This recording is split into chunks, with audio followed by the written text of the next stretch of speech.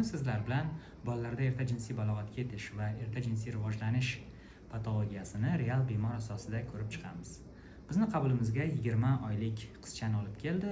Qizchada ko'krak bezining rivojlanishi bir marta hayzli, ya'ni qonli ajralma kelishi kuzatilgan. Biz bemorga standartlar asosida gormonal tekshiruv va bachadon tuxumdonni ultratovush tekshiruvini amalga oshirdik.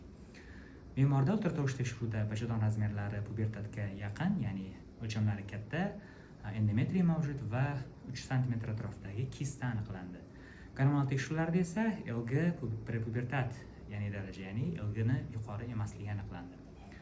Va bizga ma'lum, tibbiyotda bolalarda rivojlanishni turlari gonadotropin gormoniga qarab turib belgilanadi. Ya'ni gonadotropinga bog'liq bo'lgan sentral genezli erta jinsiy rivojlanish va gonadotropinga bog'liq bo'lmagan ravishda periferik erta jinsiy rivojlanish.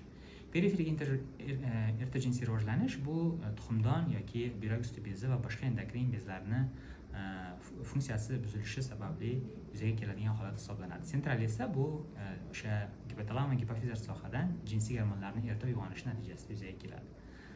Bizni bemorda bu tuxumdondagi kista sentral genezlimi yoki periferik tuxumdonni o'zini alohida ishlashi sababli yuzaga kelgan. Buni aniqlash uchun biz bemorga gonadotropin gormonini stimullovchi test, ya'ni LGni stimullovchi testni amalga oshirdik.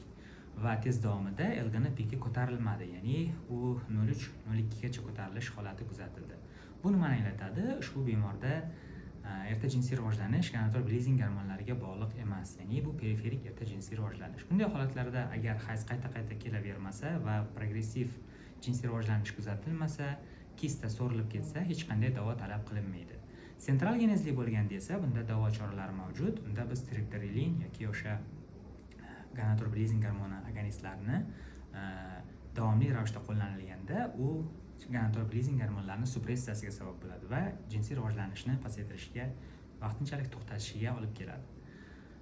Bu kes nimani o'rgatadi? Ya'ni har bir erta jinsiy rivojlanish bilan murojaat qilgan bemor bu sentral emas va ularning hammasiga ham diferilin yoki triptorelin ta'sir qilmaydi.